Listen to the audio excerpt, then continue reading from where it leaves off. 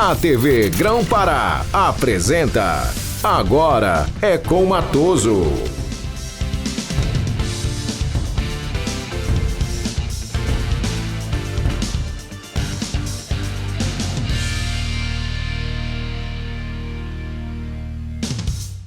Aí, pessoal, um grande abraço. Eu sou o Edson Matoso. A partir de agora, nesta noite de terça-feira, 14 de abril de 2020, você vai acompanhar comigo uma entrevista exclusiva do deputado federal Celso Sabino. E aqui na TV Grão-Pará, canal 14.1, bem aí embaixo, ele vai colocando pra gente. Você assiste também na Roma News 513, na Claro 187, 187, na NET 187 e também no canal do YouTube. Conversa puxa conversa. Aí, pessoal, um grande abraço. Agora é com Matoso, mas não é só comigo, não. Também é com o deputado federal Celso Sabino. Você vai ficar batendo asa ou batendo bico. O senhor continua tucano, né? Continuo tucano. Ah, sim. É uma pergunta meio sem vergonha, logo na abertura do programa, deputado? Continua é complicado, né? Continua. Não, é em função das mudanças, da dança partidária que tem no país, né? Se bem que já terminou o prazo. Já terminou o prazo agora no dia 4 de abril para mudança de domicílio e mudança de partido para quem for disputar essa eleição agora em 2020. Portanto, o deputado federal Celso Sabino é do PSDB. Afirmativo. Afirmativo. O deputado Celso Sabino é um dos mais jovens deputados que nós temos no país, né? É deputado federal, ele se elegeu em 2014 com 40 mil votos. O senhor me ajuda se eu estiver errado aí. Estadual. Quando foi estadual, quando foi em 2018, veio para deputado federal com 146 mil votos. 146. Tá certo? Deputado federal. E lá em Brasília, como é que vem sendo? Antes e agora, durante o coronavírus, como é que está sendo o deputado Celso Sabino? Porque é uma mudança no país, né? Depois de partidos de esquerdas que governaram o país, de centro-esquerda, aí tem um hoje que é chamado de direita e outros que juravam que era de direita, hoje já não são tão direita, ou seja, é uma confusão, né? Primeiro eu quero cumprimentar todos os telespectadores, muito obrigado, Matoso. Realmente nós iniciamos o nosso mandato, está completando agora 1 ano e 2 meses, de muito aprendizado, mas também de muito trabalho. O que a gente tem observado durante essa legislatura, a 56ª legislatura do Congresso Nacional, é que nós estamos muito polarizados em Brasília. O Brasil inteiro, de uma forma geral, a gente vive uma época de radicalismos, né? Entre um polo de esquerda e um polo de direita, que ficam disputando aí ideologias, ficam disputando protagonismo em relação a políticas públicas, políticas sociais. E eu defendo uma ponderação. Eu, particularmente, desde o início do nosso mandato, eu concordo muito com várias atitudes, várias políticas e também ideologias do governo Bolsonaro. Mas acredito que nós não podemos descartar importantes conquistas sociais que o Brasil obteve ao longo dos anos, né, de distribuição de renda, de apoio aos micro e pequenos empresários. Então, eu acho que é nem tanto ao mar, Matoso, e nem tanto à terra. Eu acho que a ponderação hoje é o discurso que vai nos tirar dessa crise que se vive hoje de uma polarização tão grande. É uma questão também de observação, é que me permitam, muitas das questões sociais, conquistas sociais também foram colocadas no campo do assistencialismo, né? Por exemplo, o anúncio do fim da pobreza e a gente viu que 1 ano e pouco depois a pobreza está aí evidente. E quando o senhor fala na questão do apoio das microempresas, né, das pequenas empresas, a gente percebe que o atual governo quer implementar cada vez mais o valor, partindo do princípio de que é quem mais emprega no país, né? Com certeza. Os micro e pequenos empresários no Brasil empregam mais de 60% da nossa mão de obra ativa. É importante que se diga também que nós temos conquistas históricas aí em relação ao direito do consumidor, em relação à distribuição de renda, como é o Bolsa Família. E a gente não pode, de uma hora para outra, virarmos a página e esquecer que isso existe, né? A gente tem, por exemplo, a questão, por exemplo, do consumidor. Muito se fala de diminuir a presença do Estado em vários segmentos da economia. O setor aéreo, por exemplo. A gente discute aqui num país onde nós temos 3 ou 4 empresas que dominam o mercado aéreo. Enquanto que nos Estados Unidos são mais de 50 empresas presentes em todas as regiões dos Estados Unidos. Então nós ainda não temos uma maturidade, Matoso, para que o Estado deixe de intervir nesse setor para proteger o consumidor. Então ainda é necessário que o Estado forneça garantias ao consumidor para que ele tenha uma relação de consumo mais equilibrada. Quando nós tivermos uma autoridade, temos 10, 15, 20 empresas aéreas disputando o mercado, disputando quem vai dar bagagem de graça, quem vai fornecer uma bagagem mais barata, aí o Estado pode se retirar dessa relação. Pois é, nós tivemos há um tempo a questão, por exemplo, de banco, né? Nós tínhamos N bancos. Depois a coisa ficou na mão de quê? Itaú, Bradesco, Santander. Aí veio o Santander, aí veio o HSBC, houve aquela bronca do HSBC. E os públicos, o Banco do Brasil. Aí passamos a ter o Banco do Brasil e a Caixa Econômica disputando o mesmo espaço de mercado. É quem mais lucra no Brasil hoje são os bancos. Pois é. E aí, quer dizer, agora a gente já vê as possibilidades de novos bancos, pequenos bancos surgindo. Quer dizer, dentro dessa ideia que o senhor fala sobre liberalizar um pouco mais, abrir mais para outras empresas e ter a concorrência, como no caso de... Vamos lá. E proporcionalmente no Brasil, os bancos são onde eles lucram mais. Lucram muito.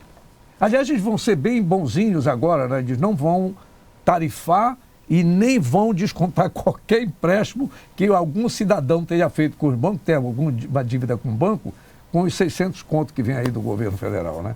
Mas isso a lei já trata dessa forma, mas não poderiam fazer diferente disso. Pois né? E durante essa pandemia aí que nós estamos vivendo, essa crise, e o governo precisando de recursos, de orçamento, para fazer frente aos investimentos para combater esse vírus, a gente está elaborando um projeto, o nosso mandato em parceria com o Sindifisco Nacional e o Sindifisco aqui também do Estado do Pará, para que nós possamos tributar em mais 15% o lucro líquido dos bancos. Isso vai proporcionar só agora, em 2020, uma receita de mais de 18 bilhões de reais. Olha, o senhor falou um negócio aí, para que não vou repetir. Não é bondade dos bancos. Portanto, eles estão apenas alardeando uma coisa que está lá no contexto da liberação de recursos. Na regulamentação, esses R$600, até R$1.200, na verdade, por família, ele não pode ser utilizado para pagamento de dívida nenhuma. Ele tem que ser utilizado para subsistência do cidadão. É importante, isso aí já é um comentário por conta, que a gente fique muito atento, cidadão, com relação a muita coisa que sai na mídia. Por exemplo, eu estou vendo aqui em Belém a Vale do Rio Doce, nossa, é tão bondosa. Não sei se os nossos irmãos de Brumadinho e Mariana dizem a mesma coisa. Isso é só um comentário por conta. Porque aqui está aparecendo na mídia que a Vale é uma maravilha, bonzinha, distribuindo isso, distribuindo aquilo, hospital em Paraopeba, não sei o que e tal. Não sei se os nossos irmãos de Brumadinho e Mariana dizem a mesma coisa. Isso é só uma... Falando da Vale, Matoso, aproveitando que o nosso estado tem um potencial gigantesco, reconhecido internacionalmente pela sua produção de minério, nós estamos também apresentando uma PEC, né, uma proposta de emenda à Constituição, para tributar com ICMS os produtos primários e semi-elaborados destinados à exportação, que sejam de origem não renováveis. Então, a gente está buscando apoio, nós elaboramos essa proposta também em parceria com o Sindicato dos Auditores Fiscais da Receita Federal, dos auditores fiscais aqui do estado do Pará, e isso deve beneficiar a todos os estados, uma arrecadação também que vai injetar recursos nesses estados para enfrentar essa pandemia do coronavírus. Perfeito.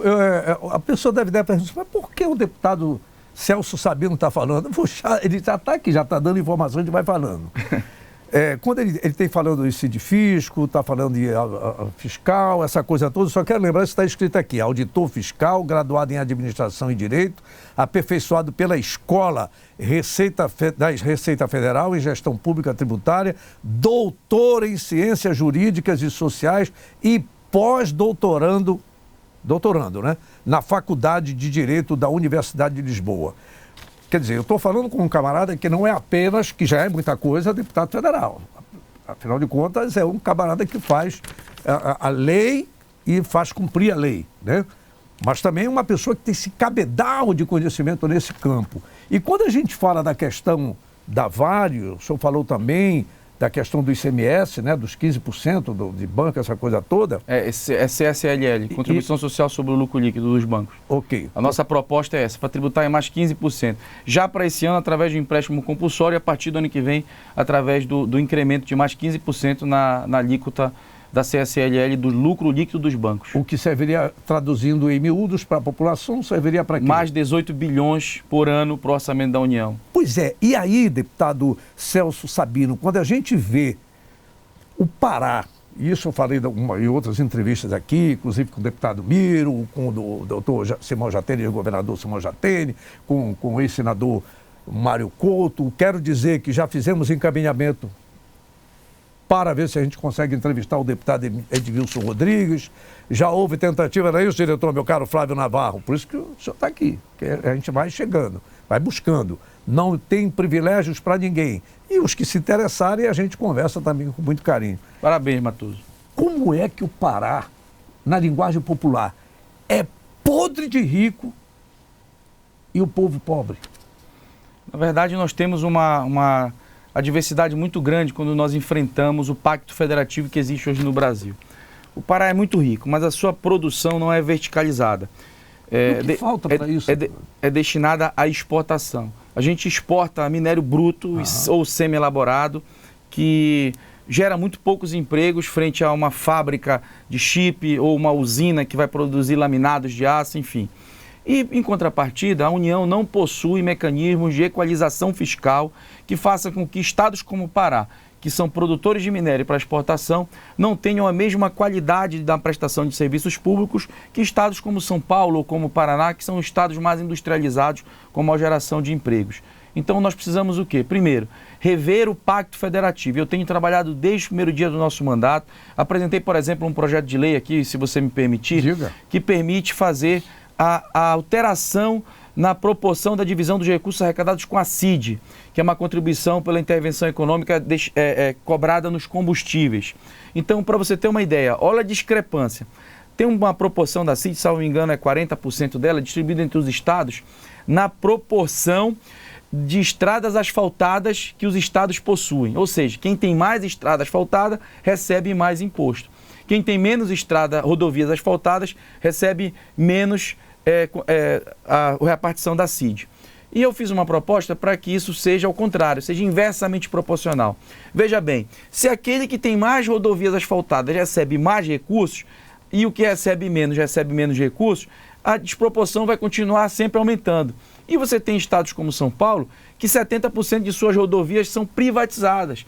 Então ele recebe pelo aluguel da rodovia e ainda recebe a mais recurso da CID, porque tem mais rodovias asfaltadas. Você tem estados aqui como o Pará, que nós temos uma carência muito grande de rodovia. Nós temos ali a 422, que liga Tucuruí a Novo Repartimento, são 670 quilômetros, que há décadas ali precisa de pavimentação. Agora que saiu o 63, né? Santarém Cuiabá. E na verdade saiu só até Itaituba, ainda falta de Itaituba a Santarém.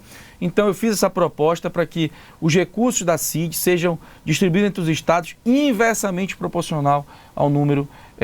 qual a sensibilidade da bancada, não apenas a bancada paraense, mas a bancada amazônica com relação a essa sua proposta? Eu acredito que isso vai ter uma ampla penetração na bancada daqueles estados que precisam de melhorias nas suas rodovias estaduais e, por contrapartida, nós vamos ter, claro, a diversidade dos estados como São Paulo, Paraná. É um jogo político ali. A gente tem visto, aproveitando também a sua palavra, o jogo político, a participação muito forte da categoria dos caminhoneiros no país. E aqui nós recebemos caminhoneiros de todo o Brasil. Belém, o Pará ainda depende de muitos produtos que vêm do centro-oeste, do sul, sudeste do Brasil, né? E esses caminhoneiros passam. Que tal também, me permita, a título de sugestão, porque a gente tem visto que o presidente da República ele tem contado muito com o apoio dos caminhoneiros nessa questão de fique em casa, fique em casa, fique em casa, vai todo mundo morrer de fome? Já imaginou se todos os caminhoneiros desse país ficam em casa? Não ia chegar mercadoria. Aliás, já tem ONG que vem sentindo a falta de mercadorias, hein? ONG que nunca deixou faltar produtos para as doações, já começou a sentir, porque não está chegando as mercadorias aí. Então, quer dizer, seria uma forma, porque as nossas estradas, como o senhor bem disse, nós temos problemas sérios por aqui, né? Problemas sérios. Seria uma articulação, né? E é verdade, cerca de 75% do que é consumido no estado do Pará, por não sermos um estado industrializado, vem do sul e sudeste do país, e grande parte disso entra ali pela nossa fronteira no Itinga, que fica na Pará-Maranhão, na BR-010. Então, realmente, a gente tem uma deficiência muito grande. Nós precisamos fazer do estado um estado industrial, nós precisamos trazer para cá indústria, nós precisamos fazer a verticalização da produção de ferro, nós precisamos fazer a verticalização da produção moveleira no estado do Pará, que é a nossa origem, que é os nossos principais produtos. E investir também em tecnologia. Deputado Celso Sabino, Quantos deputados federais tem o seu partido PSDB? Nós temos hoje 30 e... Não, e aqui no Pará? Aqui no Pará somos 2, eu e o deputado Nilson Pinto. O Nilson está continuando no PSDB. É o presidente da nossa legenda aqui no estado. Perfeitamente.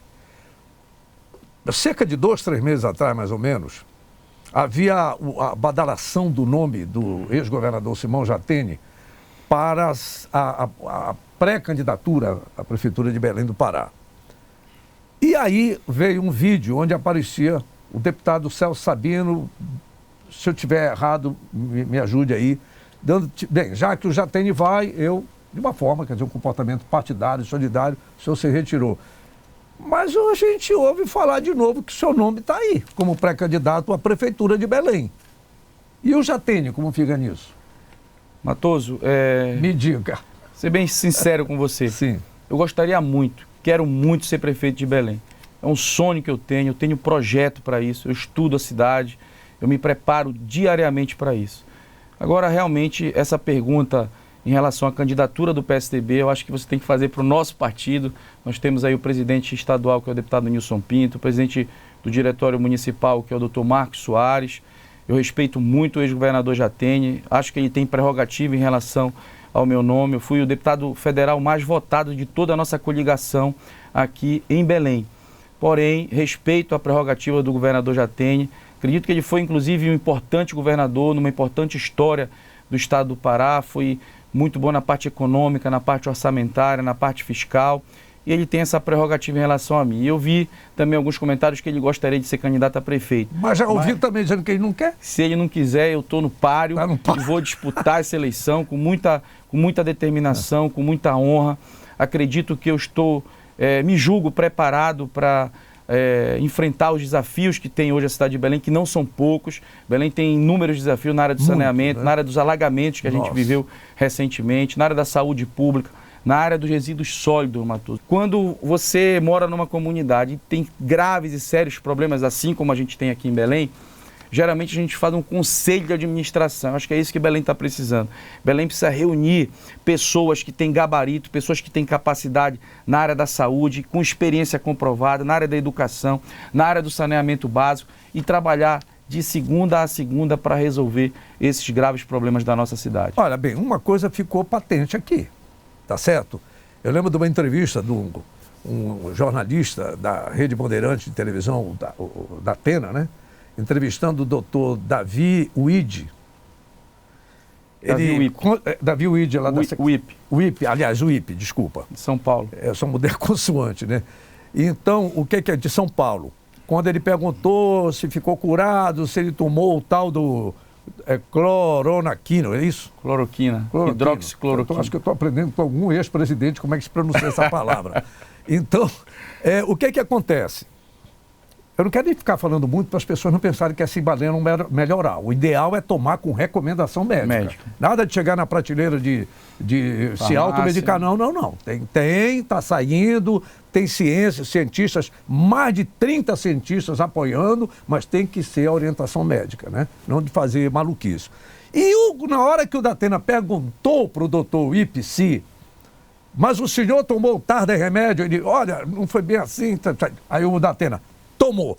Neste caso, não vai valer para o deputado César Sabino, quando eu perguntei, o senhor é ou não é candidato a ele? Ele disse, se eu tenho vontade de ser para ele, não fugiu do pau.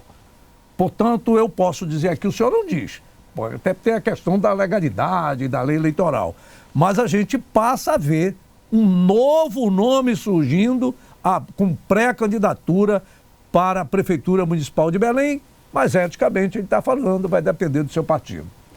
E aí vai ser, já tem que queira. Eu ouvi falar que tem um grupão aí também onde tem o nome do Mário Couto.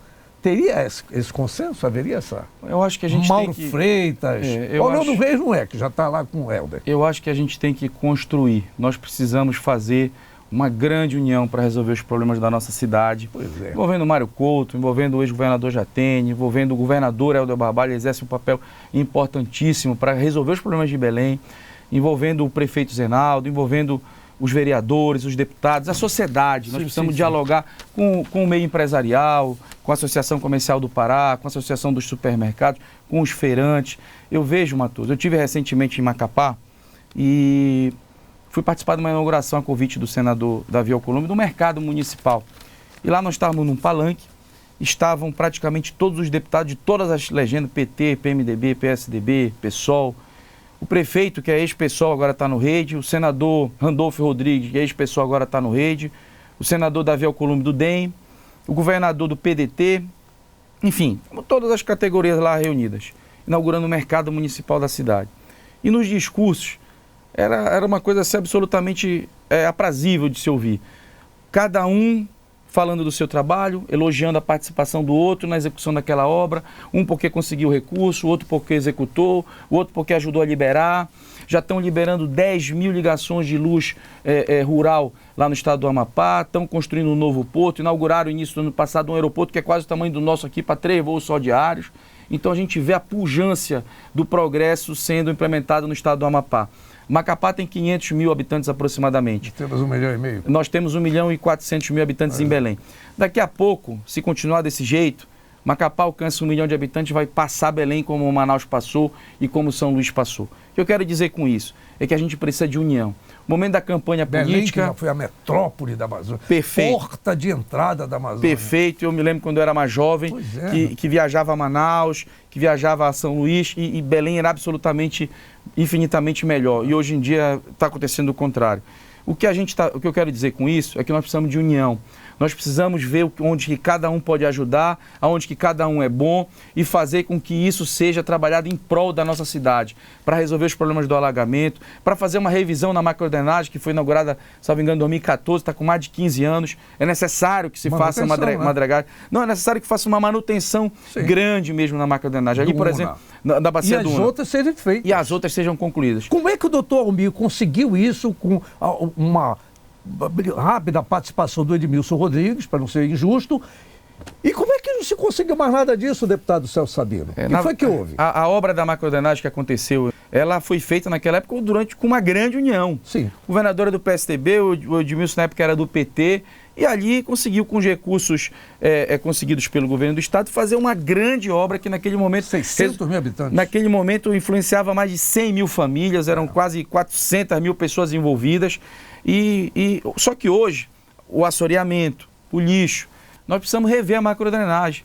Ali, por exemplo, a bacia de acumulação do Una, que fica ali na Estrada Nova, nós precisamos fazer ali um novo projeto, rever a estrutura e, quem sabe, aumentar o calado ali, aumentar a profundidade para que ela possa armazenar mais água ali naquele local. Mas, deputado, aí me permita, aí vai até desde já. Mas parece que os administradores preferem a capa. Porque foi feita aquela beleza do portal da Amazônia e o povo empurrado para dentro da lama. O lamaçal ficou, os canais ficaram ruins, canal da Estrada Nova, canal da 3 de Maio, tá lá. Bacana aquela mureta do canal lá da 3 de Maio, mas não foi feito. O canal da 3 de Maio, ele é... Não dá voto, não, ele é vinculado também ao projeto da Bacia do Una. Ele é interligado, assim como o canal São Joaquim. O canal da 3 de Maio, assim como o canal São Joaquim, ele é ligado também ao projeto da macrodrenagem da Bacia do Una. Não, mas eu me refiro a 3 de Maio lá pro lado da Aclamação. Perfeito. Que vai para lá. Perfeito. Ali já teríamos Estrada Nova. Na verdade, Matoso, é um conjunto de veias ali que circulam para drenar boa parte da área da cidade. É a nossa maior bacia, é a bacia do Una. Nós temos a do Tucunduba, da Estrada Nova, nós temos algumas bacias como o Igarapé do Mata Fome, nós temos ali o Paracuri, Quaraci, mas a maior é, sem dúvida nenhuma, a bacia do Una. E a gente defende o seguinte, nós temos que fazer uma revisão, principalmente na bacia de contenção que fica ali na Arthur Bernardi, para aumentar a capacidade de água ali, a construção de piscinões ao longo do sistema, né? Ao longo do sistema, nós temos hoje só essa bacia de contenção, ao longo do sistema precisam ser construídos também piscinões para acumular essa água e é necessário fazer a dragagem ali cotidianamente. E o projeto verão, o projeto inverno, vamos chamar assim, ele precisa começar em outubro e novembro. Se sabe que as chuvas fortes são em fevereiro, em março, em outubro e novembro precisa ser iniciado um trabalho mais rigoroso na drenagem, na limpeza desses canais. E também fazer um estudo histórico do volume pluviométrico, fazer um estudo histórico das tábuas de maré. Conscientização para a população ter paciência para esperar. Perfeito. Porque não é um asfaltinho qualquer, né? Não, perfeito. A campanha de conscientização, eu vou um pouco mais além, acredito que é também na conscientização em relação a despejar resíduos sólidos também. nos canais e também nas ruas. Se tira hoje, a prefeitura faz um trabalho de retirada de toneladas e toneladas de lixo ali naquele canal que sai ali na Arthur Bernardes, ali todo mundo conhece, tem ali o portal a comporta do Jacaré, a comporta do Una, e ali tem ali as grades que contêm o lixo, são toneladas e toneladas retiradas diariamente. Então, é necessário uma campanha de conscientização e é necessário também que o poder público forneça condições para coleta seletiva, para que o lixo não fique acumulado nas ruas, porque as pessoas que moram ali em torno do canal, muitas das vezes deixam o seu lixo ali na frente da sua casa. Quando a chuva cai, às vezes, sem ser vontade da pessoa, esse lixo é levado para dentro do canal. Deputado, então é necessário esse conjunto de ações. Deputado Celso Sabino, o senhor falou em uma grande união. Nós tivemos 2 anos de governo Simão Jatene e um dos motes da campanha, né, nós sabemos claramente disso, era de que o governador e os prefeitos do mesmo partido nós seríamos, mas como o senhor acabou de falar, e a população viu alagamentos intermináveis. Que união é essa? E aí agora eu pego essa segunda parte, o Zenaldo, a gente vive vendo o Zenaldo indo para lá e para cá com o governador Helder Barbalho. Eu acho que... Me diga. Ninguém ganha com esse conflito. Ninguém ganha. Citei há pouco o exemplo lá do estado do Amapá. E falei que estavam todos alinhados, um discurso muito parecido, e o progresso chegando, luz sendo ligada, porto sendo construído, aeroporto já inaugurado, estava lá na obra do mercado municipal. E eu vou falar para você que o palco ele tinha aproximadamente 1 metro de altura. Não tinha segurança, não tinha grade, um clima de amenidade absurdo. Agora eu pergunto para você, imagine fazer uma inauguração dessa aqui, com o Jatene, Jader Barbalho, Zenaldo, Helder, todo mundo no mesmo palanque. Então, ninguém ganha com esse conflito. Eu acredito que a gente tem e deve fazer o exercício de buscar uma união. Eu acho que o governo precisa trabalhar com os prefeitos, especialmente com o prefeito da capital de Belém, seja ele de qual partido for. E o prefeito da capital de Belém tem necessariamente que trabalhar com respeito, com atenção e com parceria com o governo do estado, seja ele de que partido for. Mas não com a alfinetada do governador daqui, a alfinetada do prefeito da acolá. Vamos lá, vou fazer aqui uma prospecção. Admitamos ou suponhamos, Celso Sabino é o novo prefeito de Belém. Como seria a sua relação com o governador Helder Barbalho? Se Deus me der essa oportunidade, eu amo essa cidade, eu faço parte de um grupo de pessoas que tem um coração de amor por Belém. Se Deus me der essa oportunidade, Matoso, nós vamos trabalhar de segunda a segunda. Com o Helder Barbalho ao lado. Inclusive sábado e domingo, percorrendo todos os bairros dessa cidade, com o governador, com o presidente Bolsonaro e com quem puder ajudar a cidade de Belém. Eu tenho um relacionamento muito bom, graças a Deus, com o governador Helder Barbalho, é uma pessoa que atende o telefone, que responde o WhatsApp, isso a gente tem que, é importante, nem que seja para dizer não, que seja para dizer não dá, e eu tenho uma relação de respeito e cordialidade com ele, faço sugestões, faço também críticas ao governo, e ele recebe isso com uma altura absolutamente muito boa.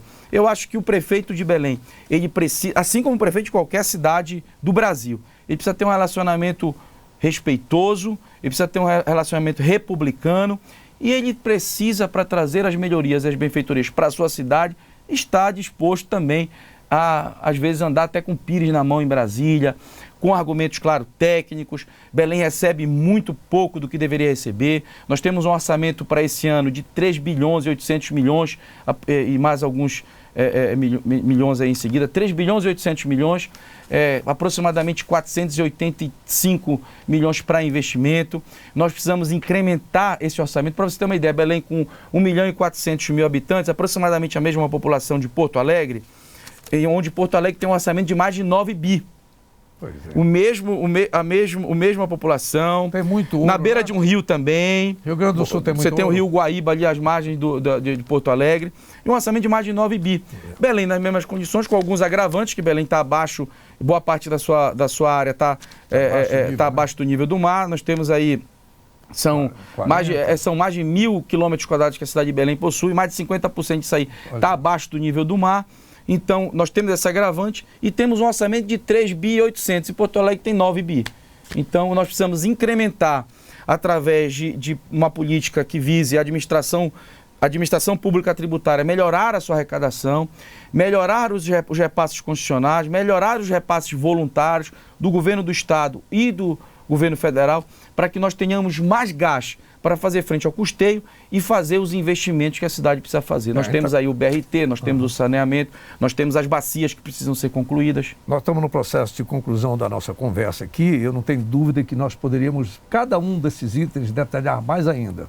Dá para fazer uma palestra sobre cada item desse aí. Com certeza, cada item desse era um programa. Eu sonho um dia participar de um programa de televisão, aqui até que a gente vem tendo uma brecha, onde o público e o entrevistado não se preocupassem. Não, essa televisão só fala se for do partido tal, só fala se for da ideologia tal, só fala... Eu sonho, não custa nada sonhar, né? Porque a gente conversar com as pessoas para saber, porque às vezes aí você fica pincelando isso e aquilo outro. Quando eu estou falando com o deputado Celso Sabino, um jovem deputado federal, vocês viram aí como ele navega, como ele flutua com facilidade nessa questão de contas, de impostos, de fisco, de receita, né, pelo conhecimento que ele tem. Agora, essa pergunta eu tenho que fazer, porque tem que fazer para todo político. E a sua relação com a Lava Jato? Zero, Matoso, graças a Deus. Quando eu entrei lá para deputado federal em Brasília, eu fui candidato em 2014, fui candidato em 2010. Não, relação zero quer dizer, o senhor não deve nada, é isso aí, não, né? Absoluto, não devo nada para nenhuma empresa, graças a Deus. Eu fui candidato em 2010 a deputado estadual, tive 20 mil votos. Em 2014 tive 40 mil votos. E fui eleito agora deputado federal com 146 mil votos. E absolutamente não tenho relação nenhuma, ao contrário. A nossa política lá em Brasília por exemplo, eu apresentei um projeto de lei para isso, para acabar com o foro privilegiado. Sou autor de um projeto de lei que acaba com o foro privilegiado. Sou autor de um projeto de lei para reduzir o número de deputados para 453 deputados. Hoje nós temos 513. Sou autor também de um projeto de lei para acabar com os benefícios dos ex-presidentes da República. Sou autor de um projeto de lei para utilizar o fundo eleitoral agora para combater o coronavírus. Eu apresentei esse projeto esse ano. Então a nossa política lá é bem... Portanto, o senhor apoia a Lava Jato? Absolutamente, totalmente. É muito importante. E toda e qualquer ação. Nós fomos contra, por exemplo, agora, apesar de que falei que defendo muito o governo Bolsonaro em muitas de suas ações, voto 80% dos projetos em alinhado com o governo Bolsonaro, mas nós barramos na Câmara uma medida provisória que ele mandou, onde ele queria flexibilizar a lei da transparência durante o período da pandemia. Então nós entendemos que toda e qualquer medida que vá de encontro ao combate à corrupção não tem que prevalecer em nenhum momento. Eu acho que a lei da transparência foi um ganho para todos os nossos cidadãos no combate à corrupção e nós não podemos flexibilizá-la em momento algum. Graças a Deus o presidente se sensibilizou e retirou esse artigo da medida provisória que ele havia apresentado. Bem, já foi dado ali o sinal da direção, mas eu vou... Só essa aí, diretor, passou esse tempinho.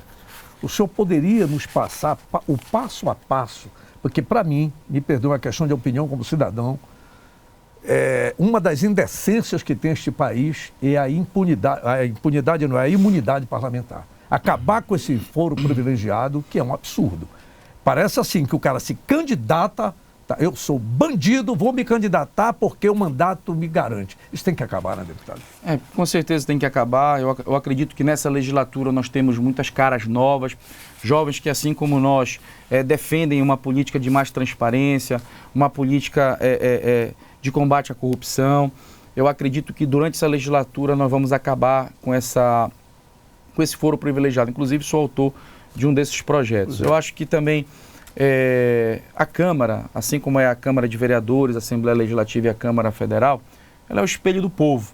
Você, durante muitos anos, exerceu a função política, sabe muito bem o que eu vou lhe falar. Se você tem aqui na Câmara de Vereadores de Belém médicos, advogados, pessoas corretas, e você tem pessoas que não são tão corretas, pessoas que representam outras categorias, é porque no povo também tem pessoas assim. Sim. E eu falar claramente, se tem bandido na política, é porque também tem bandido... No meio do povo. Então essas pessoas se veem representadas, de repente, por essas pessoas. Aquele cara... Aquele discurso todo mundo é, por que quem não é? Isso é absurdo, né? Isso é um absurdo. Então, o povo ele se vê representado ali na Câmara Federal, como na Câmara Municipal e nas Assembleias Legislativas. Então, nós precisamos, primeiro, conscientizar todos de que o Brasil precisa passar por esse crivo, que o Brasil precisa da Lava Jato, ele precisa da lei da ficha limpa, ele precisa da lei de responsabilidade fiscal, ele precisa de uma lei de transparência, e que na hora que nós atingimos um grau de maturidade política, onde efetivamente as pessoas trabalhem pelo povo para servir a sociedade, nós vamos sair do momento que nós vivemos hoje. Então hoje talvez você vai receber uma migalha em troca de um voto, R$50, uma cesta básica, R$100, e depois vai ficar aí durante 4 anos passando ao ponto que, se você fizer uma escolha correta, você tem grande chance de sair da situação que você se encontra. Olha, foi muito bom conversar com o deputado Celso Sabino, interessante, são trechos aí que a gente pode ir lá na frente colocando no programa e conversando, independente da... Uma coisa, portanto, ele não escondeu o jogo, embora ele deva obediência, que não, né, não é ato de inferioridade, pelo contrário, de respeito, disciplina e hierarquia, deva obediência à orientação do partido, que tem como presidente o deputado Nilson Pinto, mostrou que tem, respeita a importância do ex-governador Simão Jatene, mas ele foi categórico. Ele sonha em ser prefeito de Belém. Portanto, fica aí a ideia de uma pré-candidatura, que é assim que a gente pode dizer, né? Uma pré-candidatura, deputado Celso Sabino.